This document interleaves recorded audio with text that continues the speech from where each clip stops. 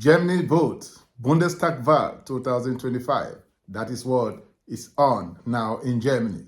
Everyone is raising eyebrow. I mean, the ears are open, the eyes are all open, the mouth are open. Everyone is talking about it, about the German upcoming election that will be taking place on the 23rd of February this year.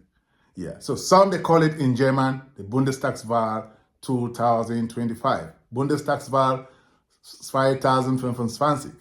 So, guys, if you are a German and it's the first time coming across this our platform, please do us that favor to follow, subscribe, as well as liking and sharing our videos.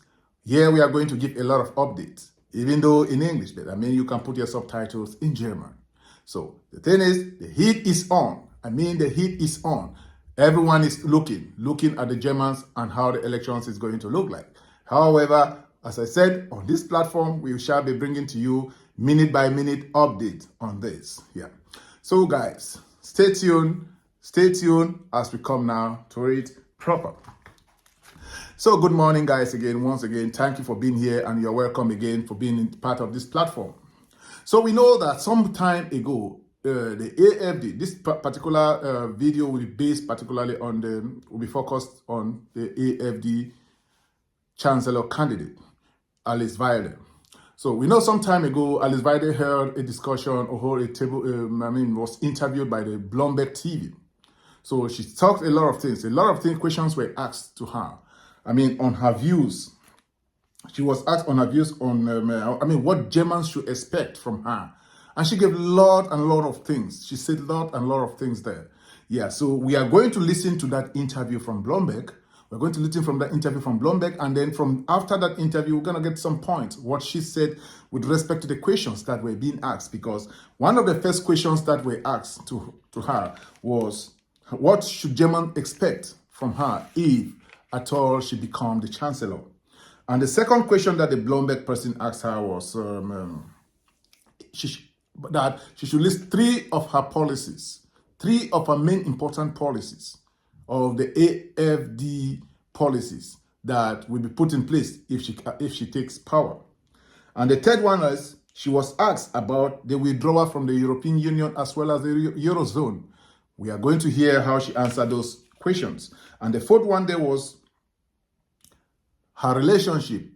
I mean, what is her relationship, or the AFD relationship with respect to the just ended elections in the United States? I mean, about what is the relationship about the president-elect, Donald Trump, who will be sworn in a few days' time? And the fifth question that they asked her is her position on NATO, and all those things. And the sixth one there is, why is she focusing more on Russian gas and all those things? Is it that she's having more relationship with this or something else? So guys, I'm not going to go further on this. I would just want you to listen to this report, or to this interview. This is her interview with the Bloomberg TV. And after the interview, I'll be back to discuss a little about it, and then get your own point of view in that comment section. So guys, listen to the interview and stay tuned. I'll be back. As the first ever chancellor candidate for the AFD, what can Germany, what would the world expect from a Chancellor Weidel? What would be your top priorities? Well, actually, I would like to correct something. I don't want to be impolite, but you just labeled our party as right-wing, which is not correct in my perspective. We are a libertarian conservative party in Germany. So we perceive ourselves standing in the middle and actually wanting to introduce sane and serious policies, because we see that this country is in need of real reforms.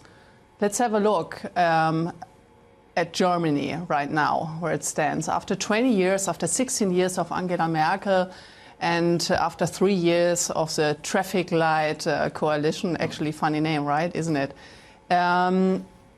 Germany is not in a very good state. We have the highest energy prices worldwide. We are in the middle of a migration crisis. We got a million influx of immigrants, illegals, we don't know. Germany actually literally has no borders, no border control, nothing. So we have criminal rates skyrocketing, and taxes are too high. So a middle-class taxpayers earning, let's say, 50,000 euros a year has to pay over half. So I think there's a lot of room of real policy making, lowering taxes, and then having also a serious energy policy. Germany is the only country having switched off nuclear power plants. So this country government has imposed a obnoxious policy making, having an industrial country like Germany just being supported. Sorry, it's very important to have a status quo here. To have an industrial country like Germany, just like being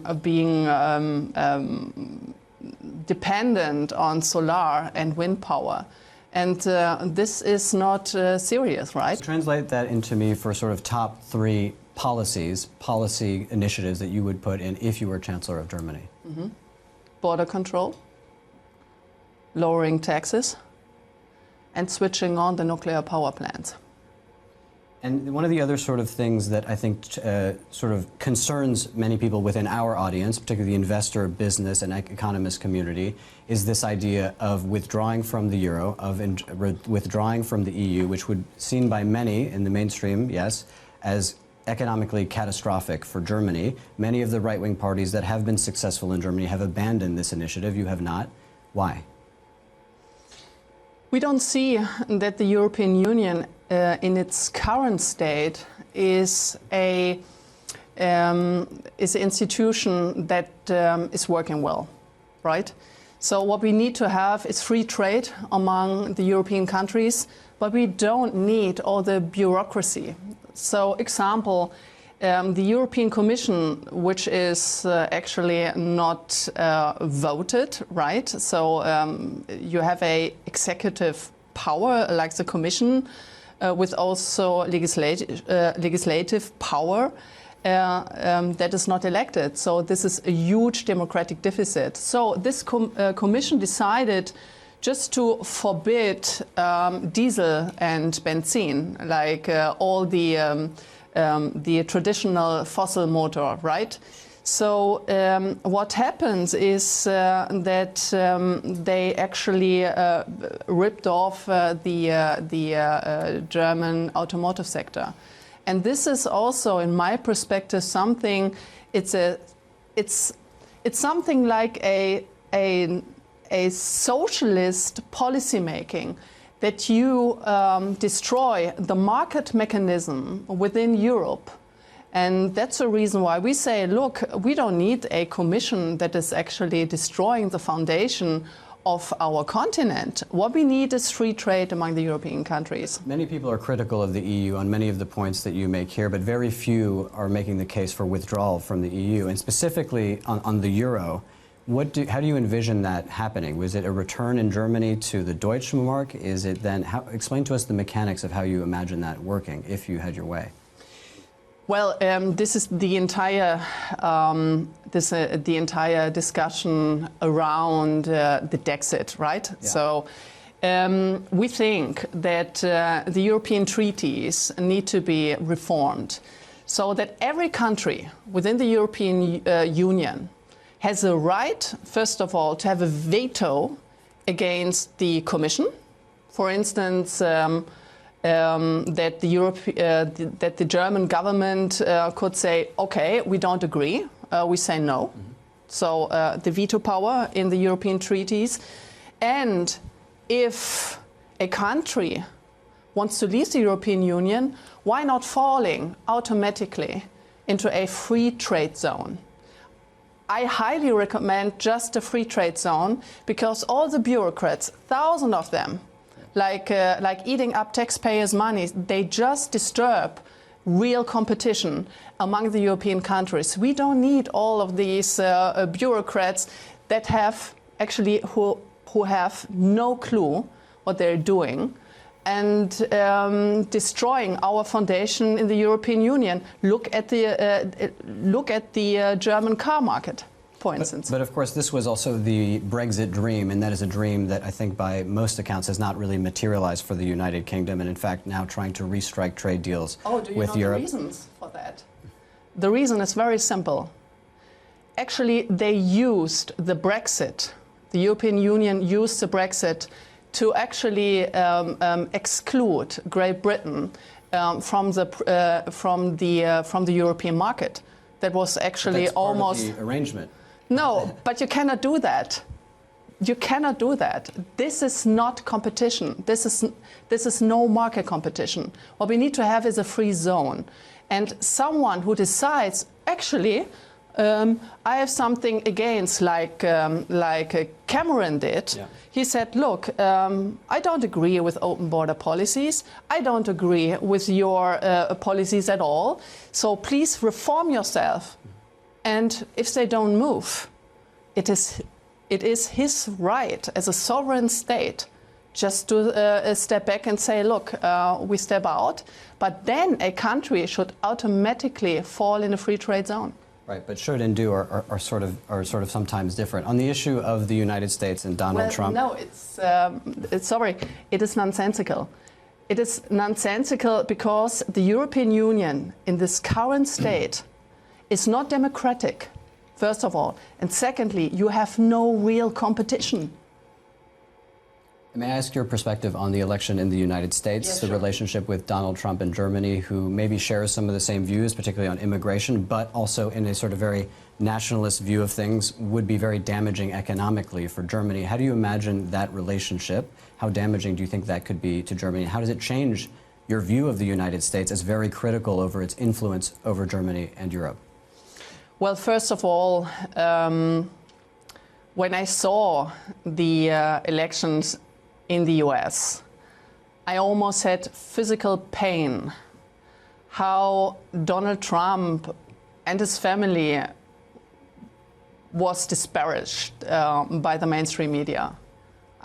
So I really had physical pain to see that, like how unfairly he was treated by the mainstream media. So I have to be very frank. I actually put my thumbs up for Donald Trump. We have huge hopes with in his presidency, and I really hope that he puts an end on this terrible war in the Ukraine, because the European member states are actually not willing or capable of doing something like that. So we have to tell the truth that we are not capable anymore. I think, because you asked me on trade policies, I think that gambling with tariffs and actually imposing them effectively is a huge difference. And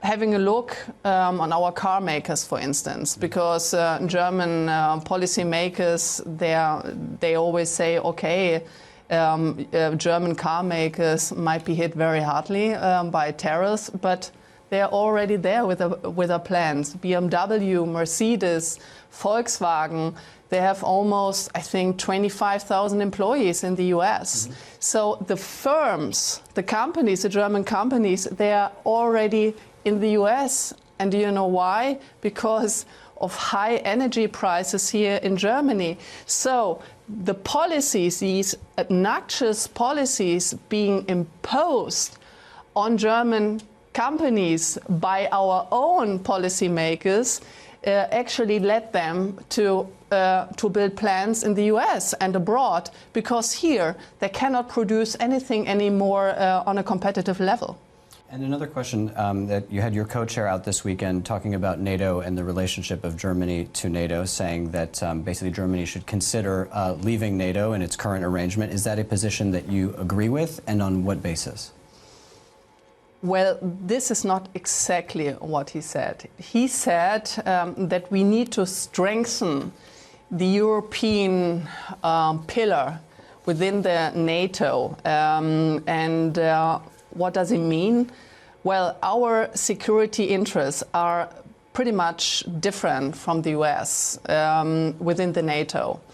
And I think, in my opinion, that the Europeans should put their act together, doing more within the NATO.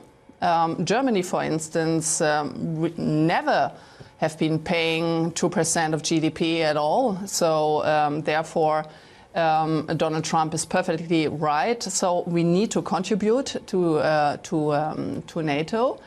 But it's also in our responsibility to formulate our national interests, because our national interest is quite different from the US. And it's very simple why. The US is very far away. And here in Europe, we have this war in front of our doors. So our security interest is completely different. Do you see Germany's interests as more aligned with Russia's interests than with the interests of the United States? Well, absolutely not. Absolutely not. I think Germany should have taken a more diplomatic part, but Germany failed in doing so. And I think that Donald Trump is really capable to sit together with Russian diplomats, with Putin, to formulate a freedom treaty, because what we need is freedom, because otherwise I'm in fear, to be honest, that this conflict, this terrible war, may escalate. And on the question also of Ukraine, you've also talked about sort of reconnecting with Russia, reconnecting Russian gas, basically going back to the old German model of lower cheap Russian gas coming in to support industry. Why are you so confident in being so dependent on Vladimir Putin, particularly in light of what we saw over the last few years? Why are you so confident to hand that dependency to Russia, rather than with people that you have potentially a longer track record with of a cooperative relationship and a more diversified source of energy? Well, being dependent on Russian gas, you should really ask this question Angela Merkel, because But it's a policy you're advocating as well. No. Wait. We want to have cheap energy and secure energy in Germany. This is what I stand for, and this is my humble opinion. This would be the right policy. And the energy market is highly disturbed in Germany. We are the only industrial country having switched off nuclear power plants. You have to imagine this, right? So what we need to do is going back to cheap and secure energy support. Otherwise, our entire companies get bankrupt or they go abroad. Like thousands of people sit on the streets because the German companies actually go abroad. They go to the US, they go to China, they go to the neighboring countries, because we cannot guarantee energy support anymore. So we need nuclear, we need gas, and we also need coal.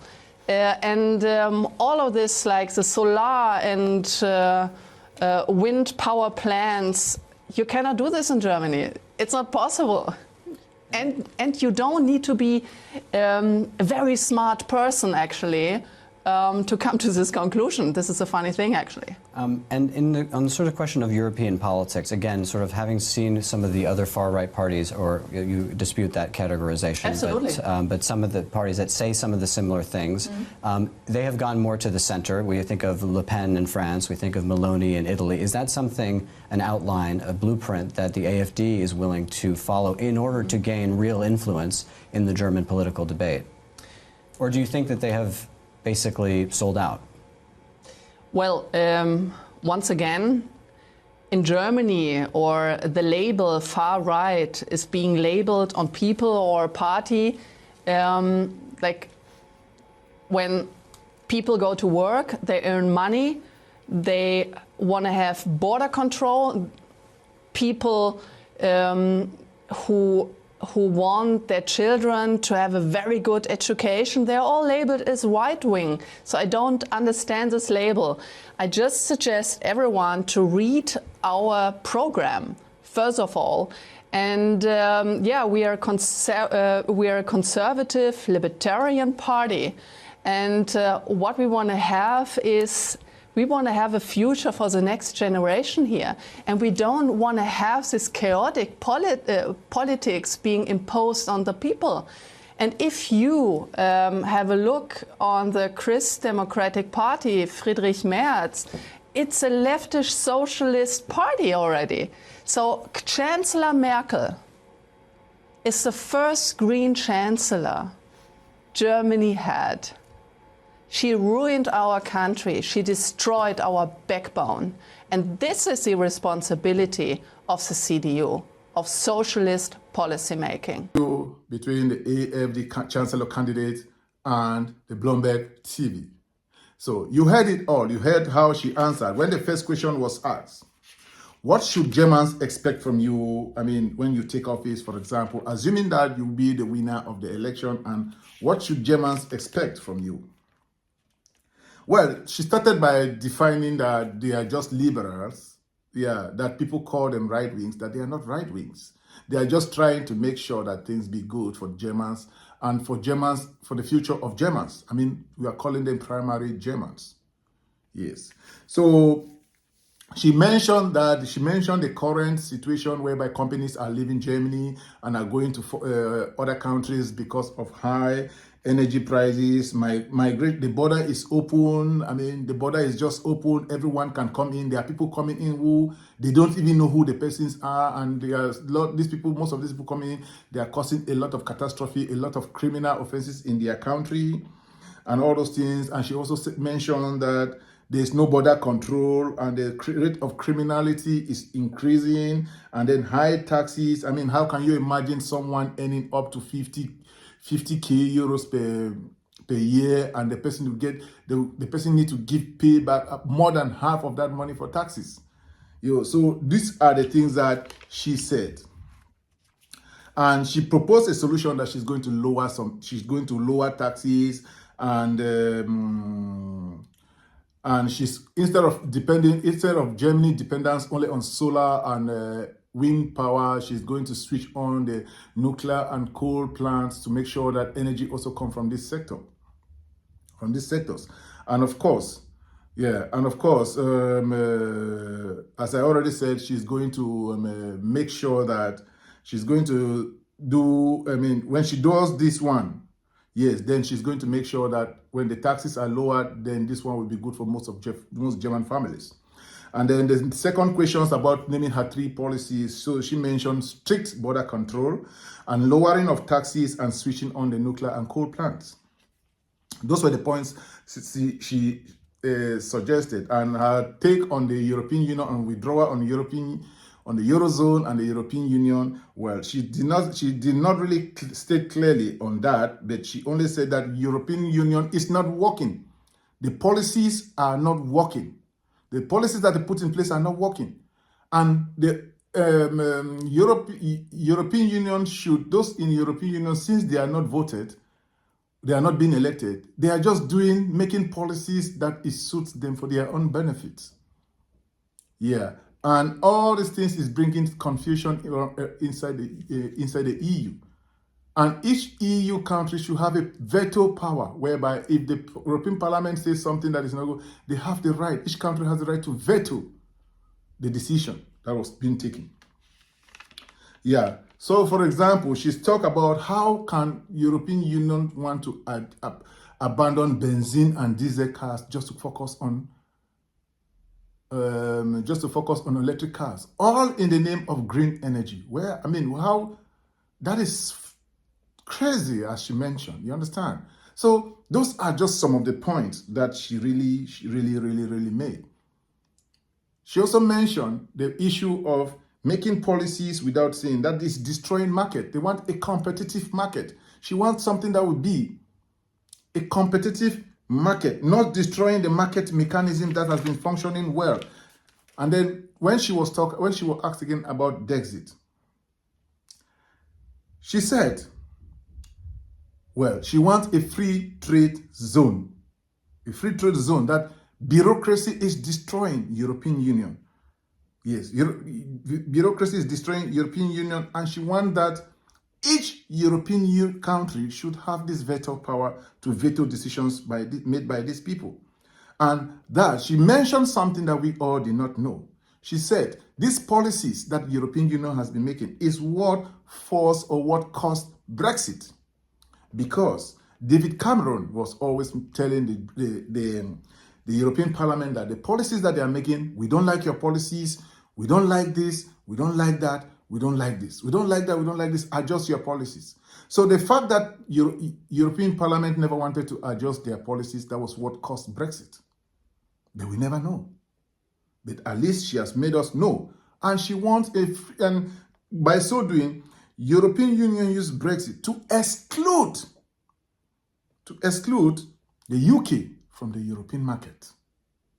That is why they provoke Brexit, because we all know that it's not a lie. We all know that Brexit is we never know that Brexit is the cause of this, but the fact there is that you know that UK, the United Kingdom, is not in the Eurozone. I mean the Euro currency zone. When it comes to Euro, they are not there. They never accepted it. So these things were all the inside problems that were there.